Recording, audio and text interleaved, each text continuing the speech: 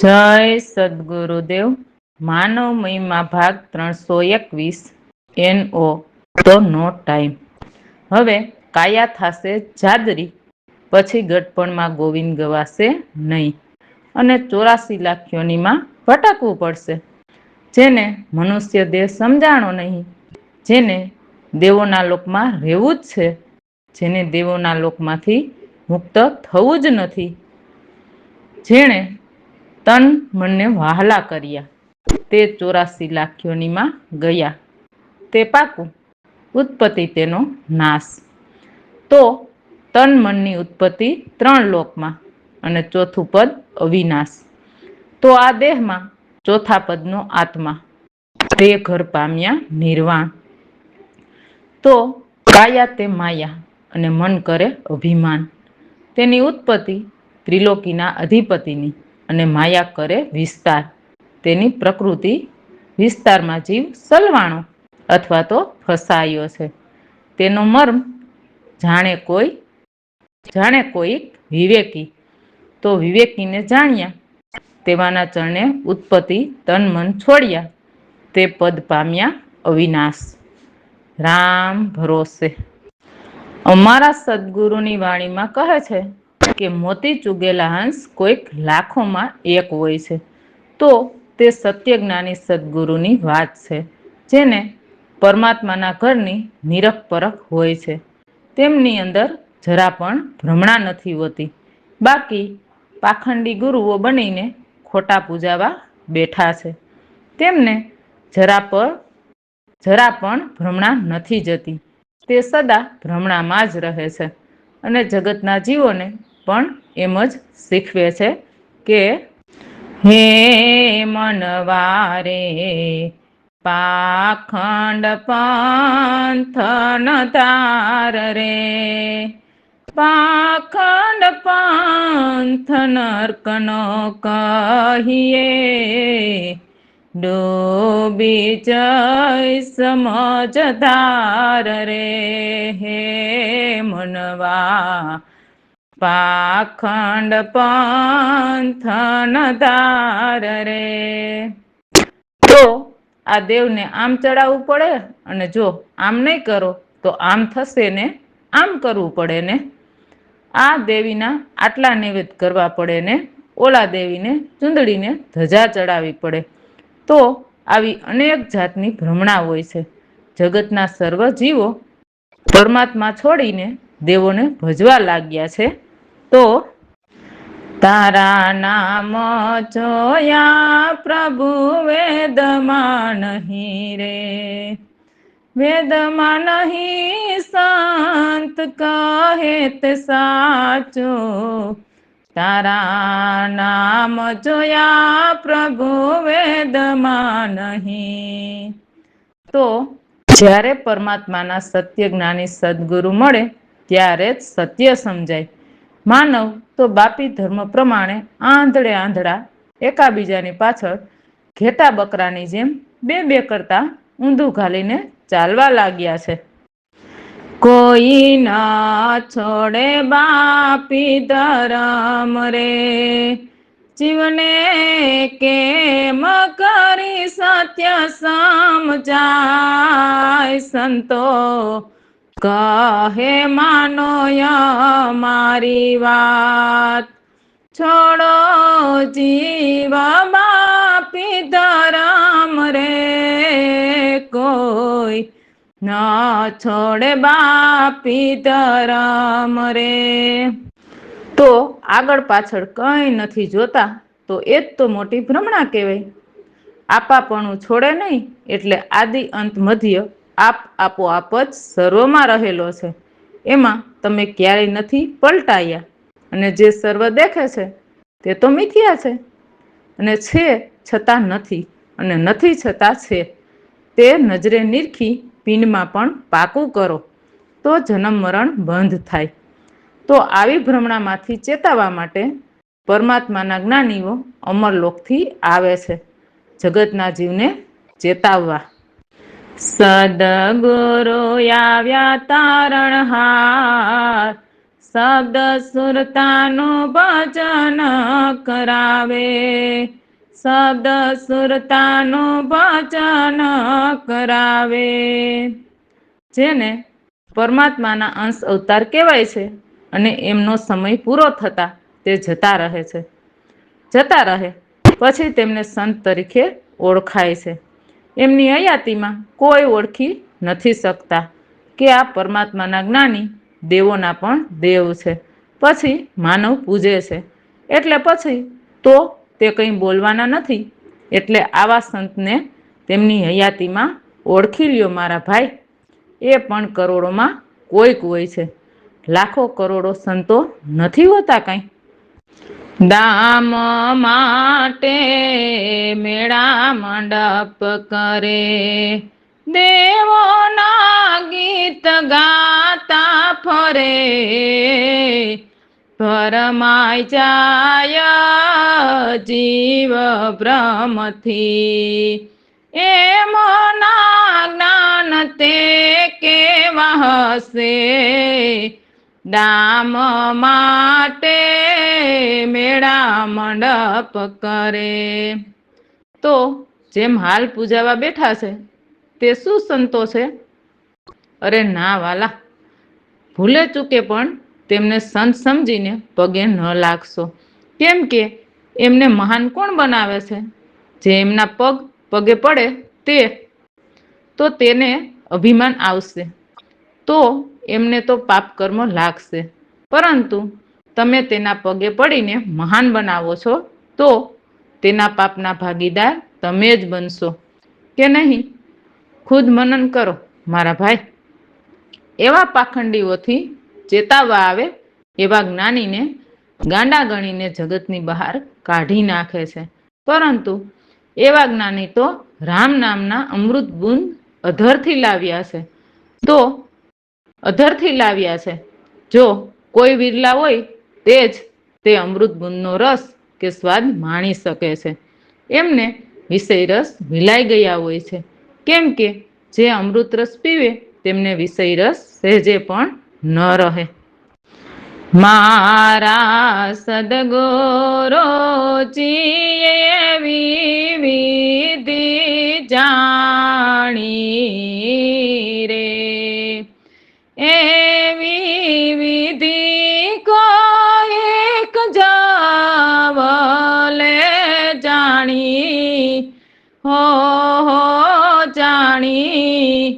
મારા સદગુરુજીએ એવી વિધિ જાણી.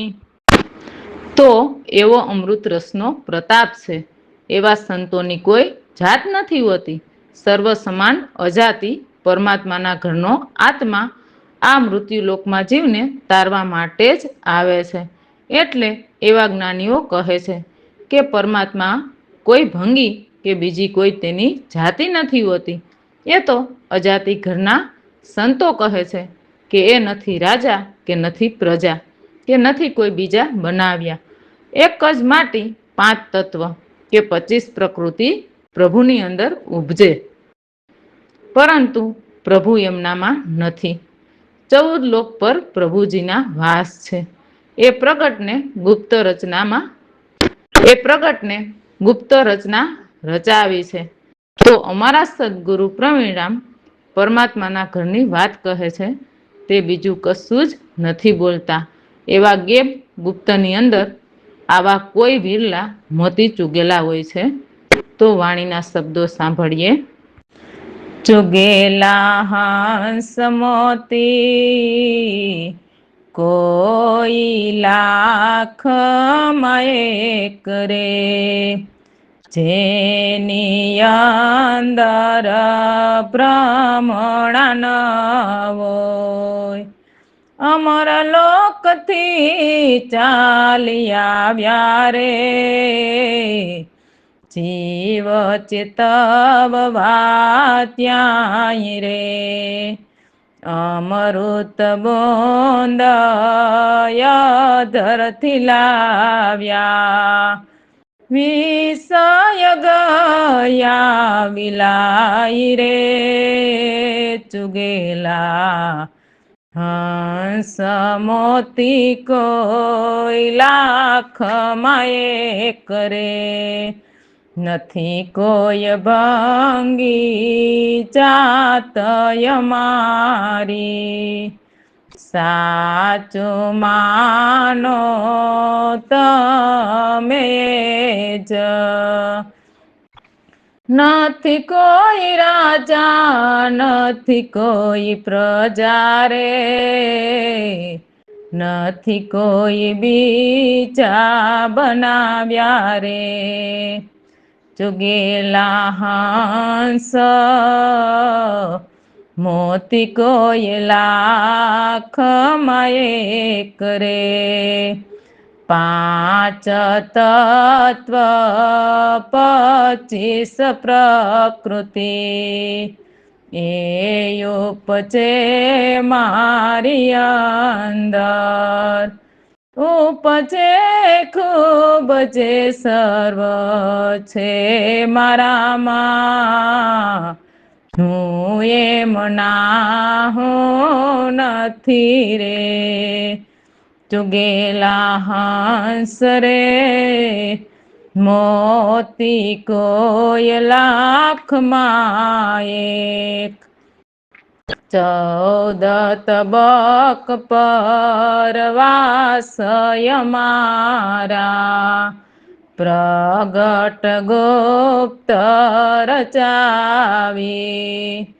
નથી કોઈ પ્રવીણ રામ બીજું ન બોલે ગેબ ગુપ્તની અંદર રે ચુગેલા હંસ રે મોતી કોઈ લાખમાં એક અમારા સદગુરુ એમની વાણીમાં કહે છે કે હે માનવ સમાધિનો સંગ તે સદગુરુ અવિચલ વચન કહે છે કારણ કે સમાધિ એટલે આઠેય પહોર રામ નામના શબ્દ સ્તુરતાનું પ્રભુ ભજન એ જ અવિચલ વચન છે હાલતા ચાલતા ઉઠતા બેસતા રામ નામ જ જેમની લગન રહે છે રામ નામમાં જ જેમની લગન રહે છે તેને સમાધિ જ લાગી કહેવાય છે પરંતુ એ સમાધિ સત્યજ્ઞાની સદગુરુ વિના લાગે નહીં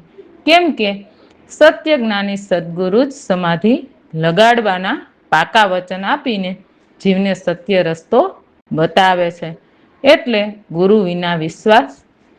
એટલે ગુરુ વિના શ્વાસ ઉશ્વાસ નથી તો બીજા કહેણ શું કહેવાના જ હોય અમારા સદગુરુ કહે છે કે હું સુરતા દીવાની અમારા સદગુરુ કહે છે કે હે સુરતા દીવાની તારા ઘટપટ અને અંતર ખોલીને જોઈ લે તારો પ્રીતમ તારી સાથે જ છે વિકરાળ ફોજ સામે લડીને જીતીએ મહાયુદ્ધ બારી રે વિષયને મારવા દોટ મૂકી બ્રહ્માંડ માયન હદ નાદ સંભળાય કામ ક્રોધ ને બાથમાં ગાલી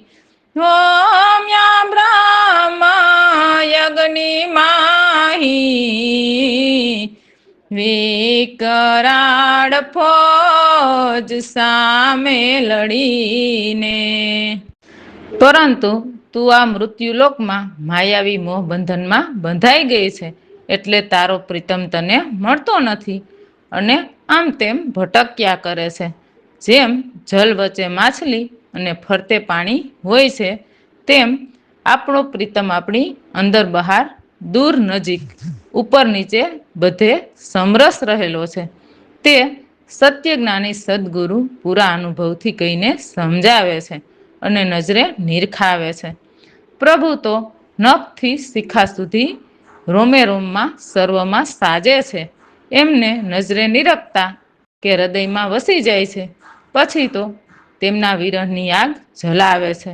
એટલે વિરહથી બહુ જ અતિ દુઃખ થાય છે.